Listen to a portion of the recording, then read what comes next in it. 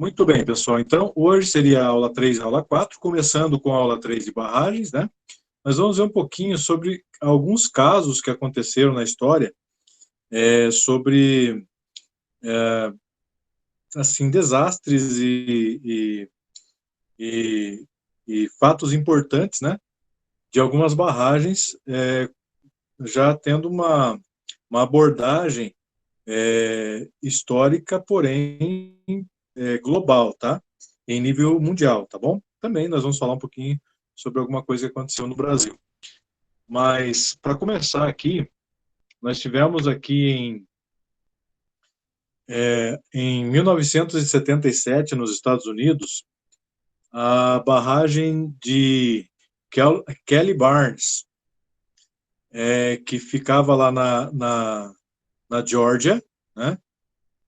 Em Stephens County, que é o nome da cidade, tá? Então, foi feito lá uma usina hidrelétrica, né, para geração de energia e tudo mais. E essa barragem, ela teve várias reformas, tá? E o objetivo principal dessas reformas era tornar justamente a barragem mais segura, né? Porém, em 1977, depois de uma sequência forte de chuvas, né, a barragem ela acabou se rompendo, tá? E conta as reportagens, né? Contam as reportagens que foi assim, houve um vazamento de cerca de 777 mil metros cúbicos de água. E no caso dessa barragem aí, tivemos aqui, segundo o finalzinho aqui do nosso texto, do nosso slide base, 39 mortes, tá? Então aqui eu tenho uma foto dessa localidade. Aqui nós temos uma foto mais antiga, né? Da construção dessa barragem aí, de Kelly Barnes. E aqui seria uma foto mais atual da localização dela uma foto mais recente, né? De como que está a região nos dias de hoje, tá? Também nos Estados Unidos, só que isso é bem mais antigo, né? O caso, lá em 1916, aconteceu também um desastre, né? Na barragem de Lower, deve ser Otay, não sei bem como que pronuncia isso aqui, onde 40 pessoas morreram. Também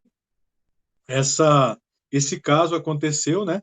Depois de períodos de chuvas fortes e, e essa barragem ela se localizava, né, no estado da Califórnia, né, nos Estados Unidos.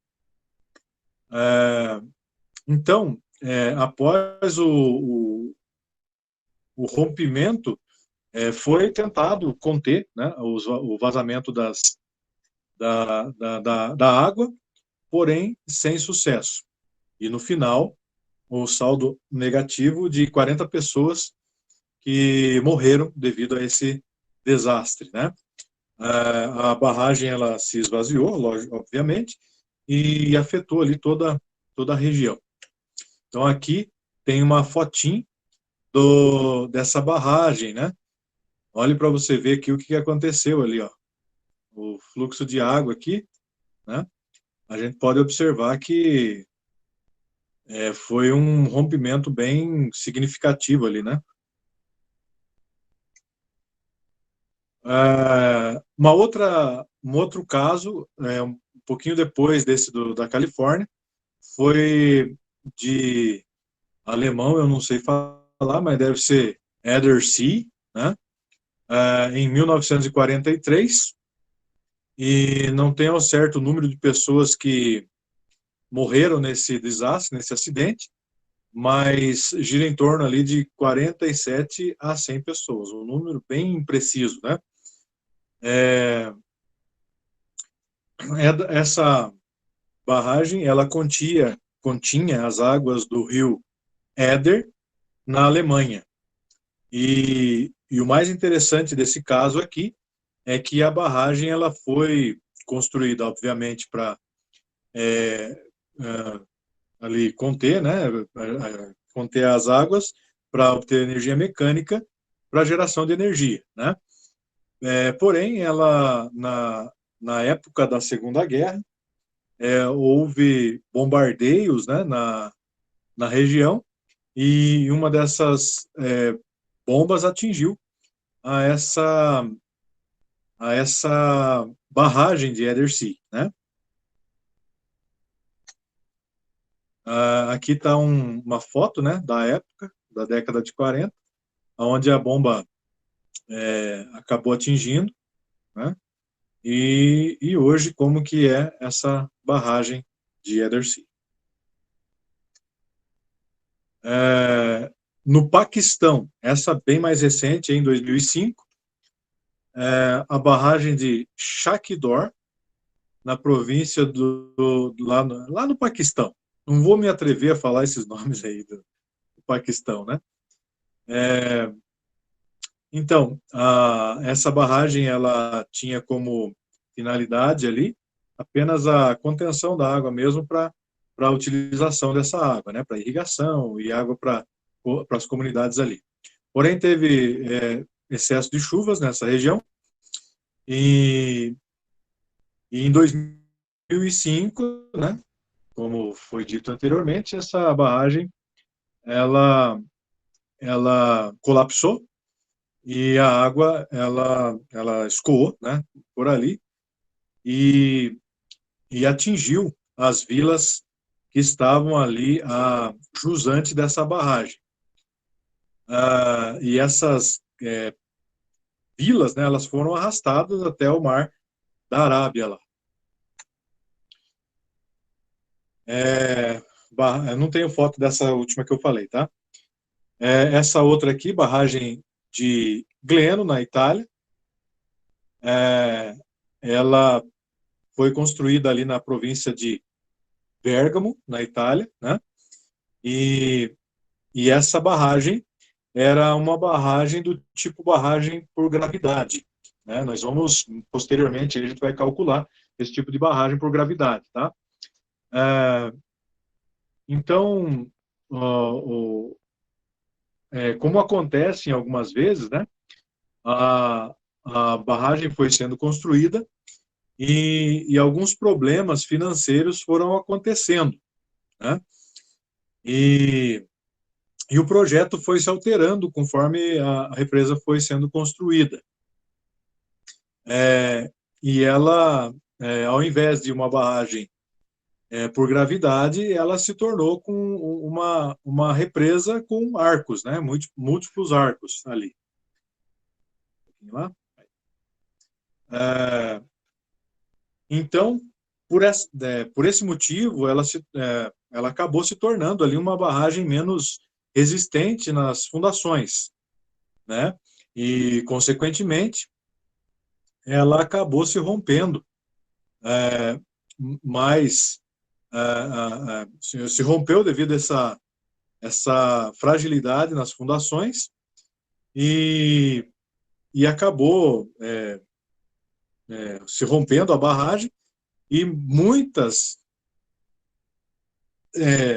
cidades, vilas, né, da região acabaram sendo atingidas aí por esse rompimento da barragem. Opa, espera lá.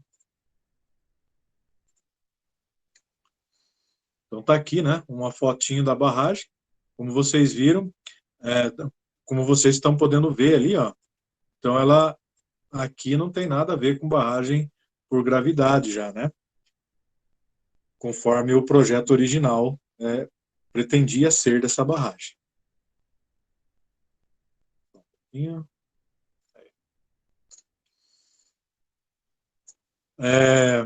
Barragem de Malpasset, na França, ela aconteceu que na barragem ela começou a ter ruídos, né, de colapso, Porém, não foi dado muita atenção para esses ruídos, né? Aqui no texto até fala assim, ruídos de quebra, né? Então, imagino que eram estalos, né? Ali, e, e ela acabou, no final das contas, se rompendo se dividindo em vários pedaços, que ela colapsou mesmo, né? E gerando aí um total, no final, de 422 mortes, né? Pelas ondas formadas pelo desmoronamento dessa barragem. Deixa eu voltar aqui. Então, olha só o tamanho do rombo dessa barragem aqui, né? Olha só onde é que está aqui, nesse ladinho, a gente pode ver ali um pedacinho restante da barragem, e aqui o vale que compreende a barragem, né? Certo? Essa da China aqui, ó, a, a barragem de Banqiao, em 75, é, até o dia que eu fiz a pesquisa, né, para trazer para vocês esses casos históricos aqui, ela foi a maior tragédia relacionada a colapso de barragem ou de queda de barragem da história. Nesse caso aqui da China, morreram 171 mil pessoas. A barragem ela foi construída e foi terminada em 1952. E ela era conhecida como barragem de ferro. E ela, em 1975, né, passou um tufão lá, um furacão, chamado Nina, na região, e choveu lá na região, o que era esperado para um ano inteiro, choveu em apenas um dia, né? Então, o nível da represa da barragem começou a subir e as comportas não foram suficientes para escoar a, a, as águas da barragem. E, como resultado, né, foi uma inundação muito grande que acabou devastando o local ali com essa quantidade de água aqui, ó. 1,7 bilhão de metros cúbicos de água. Pense só no tamanho da tragédia, né? Muito bem, então aqui, essa é a barragem de Banqiao, aqui em Ximatan, na China. Muito bem. Falando agora sobre o Brasil, né? As, as barragens que se destacam aqui no Brasil por suas estruturas, né? Então vamos começar por elas aqui. A primeira delas, né, que a gente pode elencar, seria a usina de Itaipu, né? Quem nunca visitou a usina de Itaipu, eu aconselho que o dia que tiver um tempinho aí, né? Um tempinho, tanto tempo mesmo quanto tempo dinheiro, né? Para fazer uma visitinha lá e fazer o pacote de turismo que eles têm, para conhecer mesmo a usina. É bem interessante. Ela foi inaugurada em 1984 e como sendo a maior usina geradora de energia, né, do mundo. E fez parte, acredito que ainda seja, né, de uma das 7 maravilhas do mundo moderno, da obras de engenharia, né, do mundo moderno. A barragem dela tem 196 metros, é um negócio impressionante de ver mesmo. Xingó, sempre tem a fotinha ali do ladinho para vocês observarem. Essa barragem, ela é no Rio São Francisco, já mais na parte nordeste, né, do país, e ela só perde em tamanho, né, para a usina de Itaipu. Ela tem barragem, ela, como característica dela, ela tem uma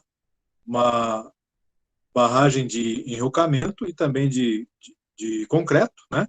A montante, né? Ou seja, onde... Só um momentinho lá que eu acho que parou de transmitir do nada aqui, né? Parou de projetar, de compartilhar a tela para vocês, né? Deixa eu compartilhar de novo aqui. Só um momentinho. Aí, voltou, né? Então, quando eu falo a montante, né? Você entenda que é onde fica a parte da água, né? Onde se amontoa a porção de água. Então, ali tem concreto e enrocamento. A barragem Itaipu, aqui como curiosidade também, ela é uma barragem de concreto também, né? Mas ela tem partes de enrocamento e partes de terra também. Aqui ela tem a montante, cerca de 140 metros de altura máxima, essa barragem do Xingó. Barragem de Foz do Areia, no Pará. Essa barragem também tem parte de enrocamento e a impermeabilização, o responsável por isso é o próprio concreto. Ela tem 160 metros de altura e é o terceiro lugar da lista. Percebam que, apesar dessas barragens elas terem como característica serem construídas de concreto, né, mas elas também têm o enrocamento. Por que isso serve? Por que, né, o enrocamento? Por uma questão de custo, né, pessoal? Né? Você sabe que o concreto ele, ele é muito eficaz para impermeabilização de água, porém, quando você coloca o enrocamento, você pode se utilizar até de rochas da própria região, né? A barragem de embarcação, em homenagem ao seu fundador, né, tem 158 metros de altura. Minas Gerais, né? Serra da Mesa, no Tocantins, ela fica no Tocantins e Goiás. Para quem já passou por essa região sabe que os dois estados eles fazem divisa um com o outro, né? E para quem anda ali eu não vou saber se é agora o nome da rodovia, mas às vezes a gente na mesma rodovia você está ora em Goiás, ora em Tocantins, né? Por isso que ela é considerada que está nos dois, como se fosse Itaipu, né? No Brasil e no Paraguai, certo? Também utilizado em enrocamento ali, e ela tem 154 metros de altura. Muito bem, e eu já postei para vocês lá como atividade, tá? Vocês vão escolher uma das barragens mencionadas ou outra curiosidade sobre barragem ou sobre casos históricos de desastres, né? Sobre barragens, e vão postar lá no LMS, tá bom? Se quiserem fazer em equipe, também não tem problema, de até 4 pessoas, e o prazo é até dia 15, mas aguenta um pouquinho aí que eu já falo dos trabalhos de vocês, tá?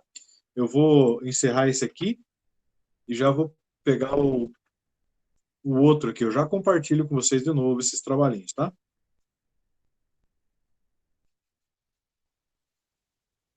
Este aqui agora. Só para não perder o embalo aqui. Então, seria aqui a nossa quarta aula, tá? Que são os impactos ambientais causados pelas barragens. Isso aqui é importante a gente saber, porque hoje em dia, né, a gente tem como um aspecto extremamente fundamental a questão ambiental, porque nós, como engenheiros civis, né, nós estamos constantemente nos deparando com mudanças no ambiente.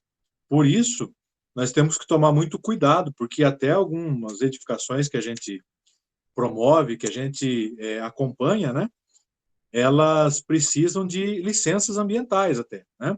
Então, por isso a gente tem que tomar cuidado com a questão ambiental, porque se não tiver liberação, pode gerar até multa aí, né? Bom, então o que é um impacto ambiental? é a mudança no ambiente, né, causada por atividade humana. Muita gente usa o termo antrópico, né, para dizer que é o ser humano que modifica o ambiente. Esses impactos ambientais, não é só porque eu estou falando impacto ambiental que é uma coisa ruim. Normalmente, o homem, pela sua ganância em sempre ganhar dinheiro, né, acaba sendo, sim, as mudanças ambientais sendo negativas para o meio ambiente, né? Porém, a gente tem que saber que muitas coisas elas também podem equilibrar, melhorar o ambiente ali, dependendo do estudo que está sendo feito e da tratativa que a gente tem com o ambiente, né? Porém, no aspecto negativo, o que é o problema, né, de modificação no ambiente? É a quebra, por exemplo, no equilíbrio ecológico, né, que acaba gerando vários problemas para o meio ambiente.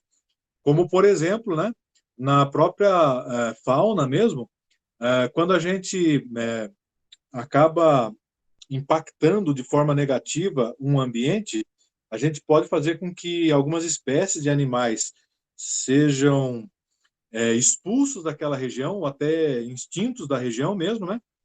O que acaba gerando um desequilíbrio na cadeia alimentar e acaba aumentando muito uma espécie que não deveria e tudo mais, né? Então tem toda essa questão aí que a gente tem que tomar cuidado. É,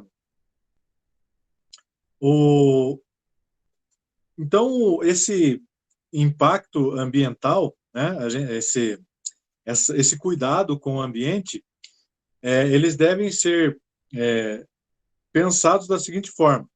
Como que, pensando agora no nossa disciplina, que é barragem, né? Como que a gente vai interferir no ambiente sem que o impacto seja negativo? Um exemplo disso seria a gente escolher, quando eu falo a gente, se a gente tiver poder de fazer isso, né? Claro que a gente, como engenheiro, a gente se envolve em alguns projetos e acaba executando obras que não foi a gente que projetou e tudo mais, mas se a gente puder ter como participar desde o início de estudos, né? Melhor. Então, o exemplo que eu ia citar para vocês é de escolher o rio correto para se fazer, ou a altura do rio para se fazer a construção de uma barragem. Então, a implantação dessas barragens, elas devem ser na fase madura dos rios, né? Então, quando a gente consegue implantar as barragens nesses tipos de locais, a gente acaba não impactando, por exemplo, em nascentes, né, de rios, tá? Como curiosidade aqui, né, alguém pode perguntar, mas o que é isso, né, fase madura do rio? Então, veja só, a fase de juventude, o curso superior, nossa, que estranho ficou, da velocidade da água é maior num vale fechado. A maturidade, quer dizer, o rio ele nasce normalmente é, em um local mais alto, né? Então, quando ele está no início da formação dele, próximo da nascente e tudo mais, ou até uma questão de vale fechado mesmo, é considerado um rio jovem. Um rio maduro, quando o declive é menor e o vale é um pouco mais aberto, né? Então, fazendo com que ele tenha um leito maior. E um rio já mais velho seria quando o rio já perde a velocidade e já tem bastante sedimentos nele, né? Muito bem. Então, aqui eu tinha falado, né, que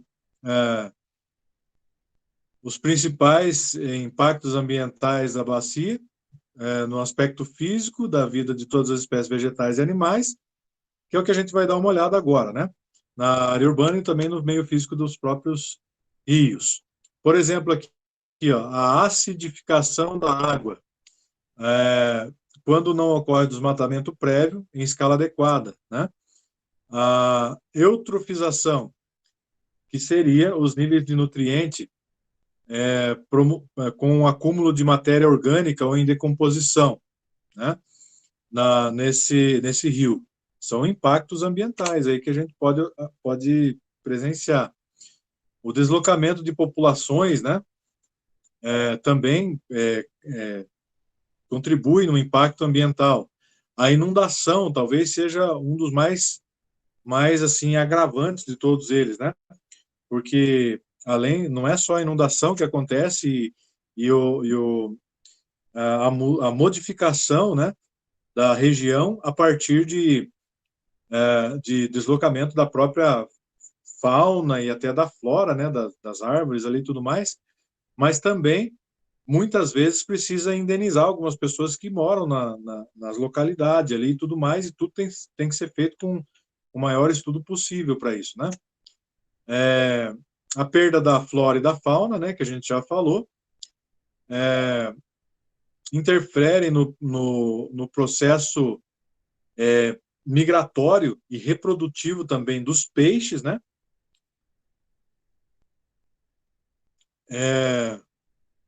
A alteração hidrológica ajusante, né, até mesmo do lado de baixo da barragem, acontecem modificações, né? E essa modificação pode ser também o déficit hídrico, ou seja, a diminuição da jusante, né? Depois da barragem, a diminuição do volume de água, né? Para aquela população, tanto de pessoas quanto até dos animais mesmo, né? Alteração na fauna, na aquática, né? Ok.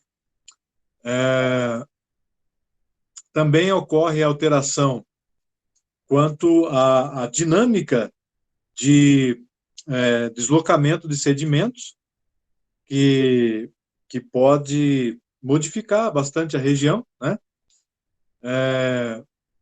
Também pode ocasionar o aumento da distribuição geográfica e também de doenças veiculadas aí com a questão hídrica, né? Da modificação do próprio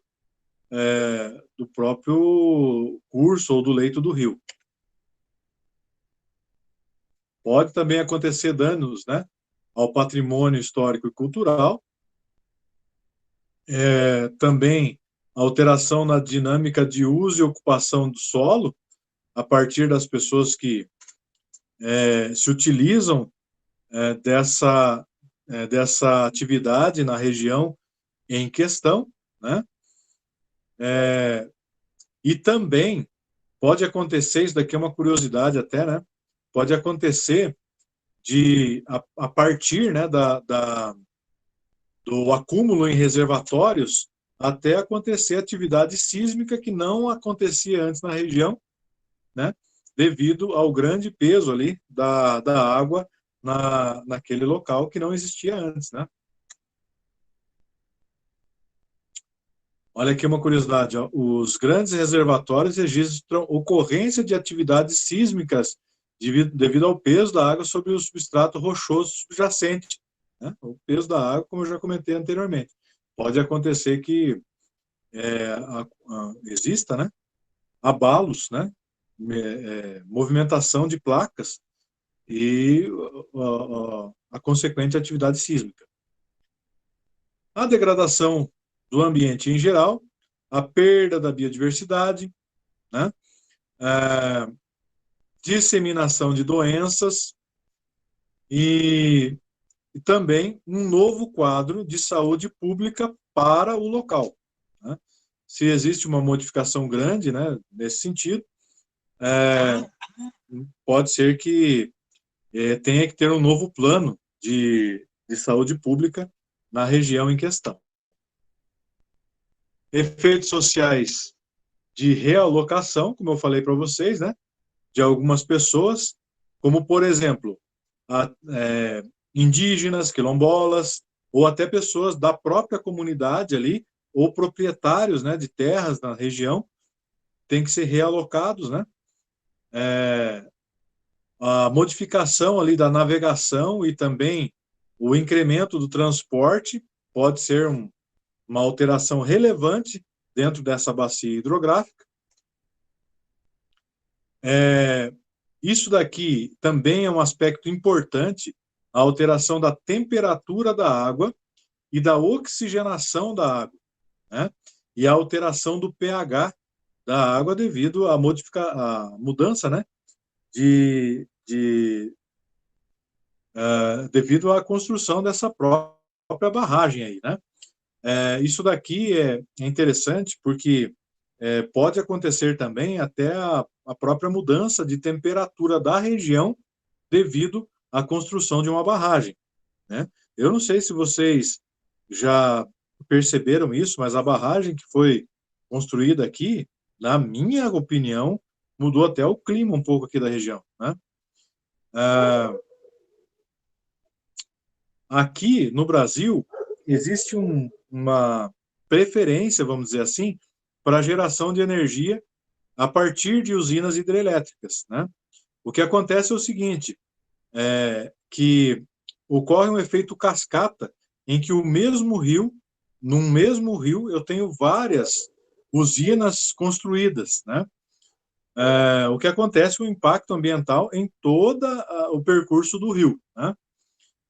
Eu não sei se vocês já viram outro tipo de usina, é muito interessante aquelas usinas eólicas, né?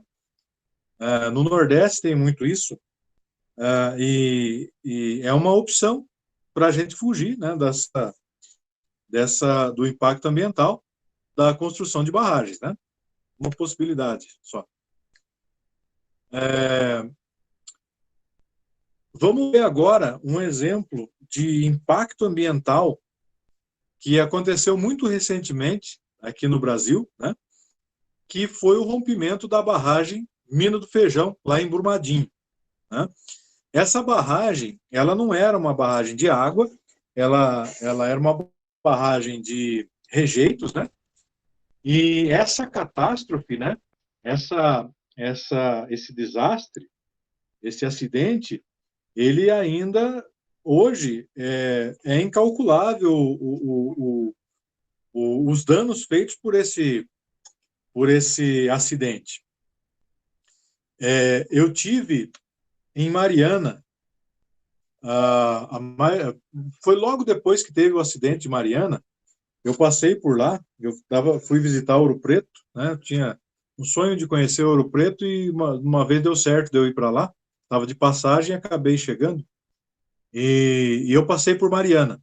Mariana e Ouro Preto são duas cidades assim coladas uma na outra, né?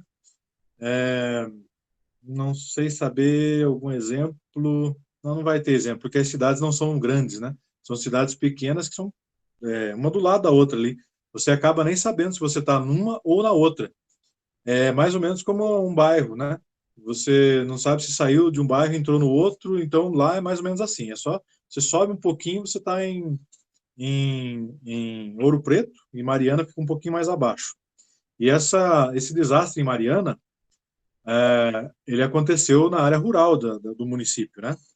E quando eu estava chegando no município, pela rodovia, porque a Samarco lá, ela fechou tudo, né? Quando aconteceu o desastre, mas a gente conseguia observar, assim, pela rodovia, alguns pedacinhos, assim, do deslizamento, né, de rejeito que aconteceu na região. Ouro Preto e Mariana são regiões assim que são bem altas, né? É uma região que você precisa subir para chegar nela, por isso que lá em cima eles têm as mineradoras, né? Além da extração de ouro, eu imagino que eles extraem outros tipos de metais lá, de minerais, né? Então, essa barragem do Fundão, né, que foi a primeira que rompeu, ela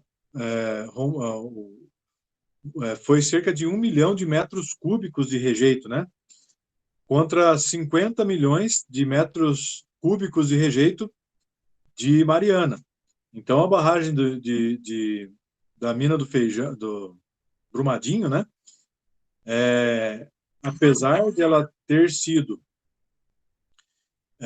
um pouco menor a, a, a quantidade de rejeito que foi que se rompeu e que desceu a morro abaixo ali, mas teve um número maior de pessoas, né, que perderam a vida ali. Então, a lama tóxica da Samarco percorreu 663 quilômetros até o mar.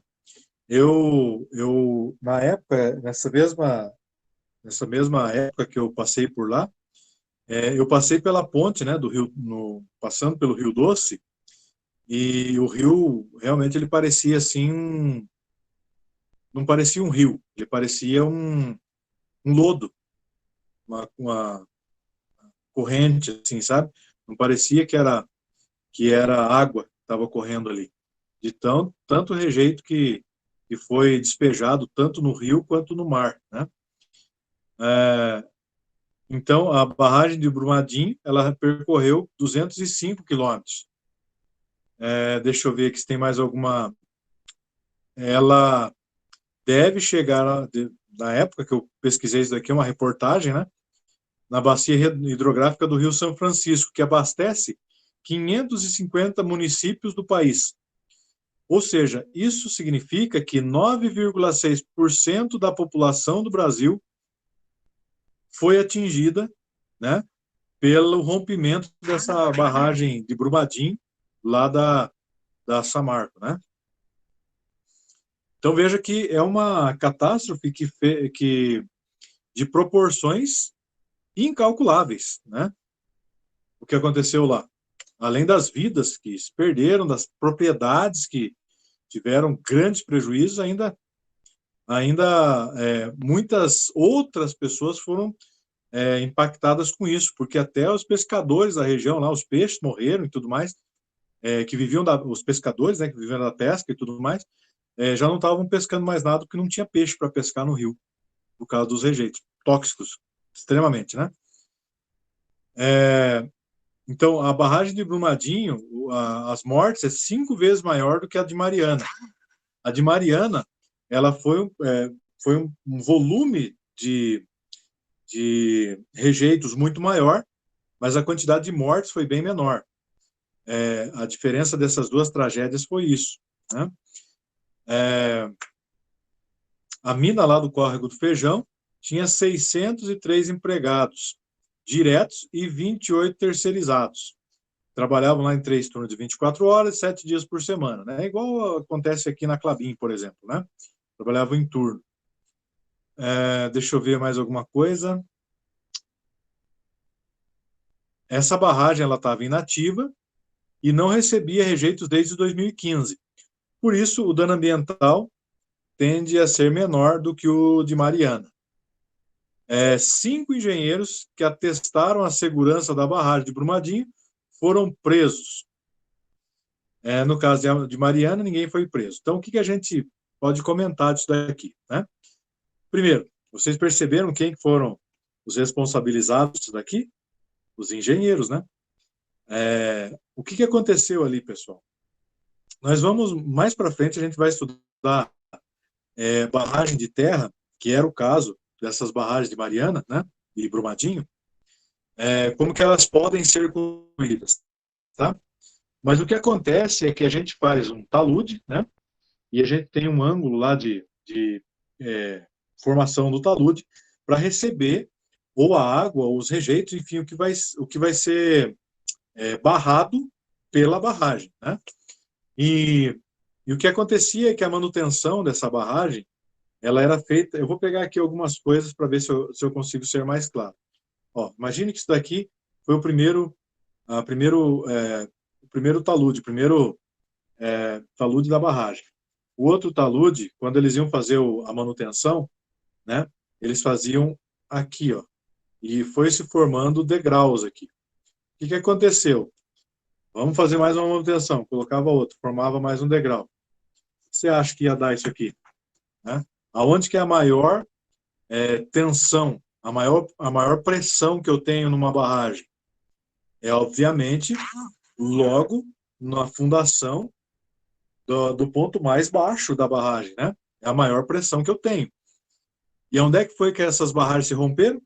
Exatamente nesse local. Quando a gente estudar um pouquinho mais sobre barragem de aterro, né? Barragem de terra, eu vou voltar nesse assunto com vocês, tá? Muito bem. Agora, trabalhinho. Pesquisar sobre algum impacto ambiental. Também, na mesma equipe, no mesmo trabalho, vocês vão fazer essas duas coisas, tá? Eu vou voltar aqui para mim. Eu vou só interromper aqui a gravação primeiro, tá? Para eu falar melhor sobre o trabalho.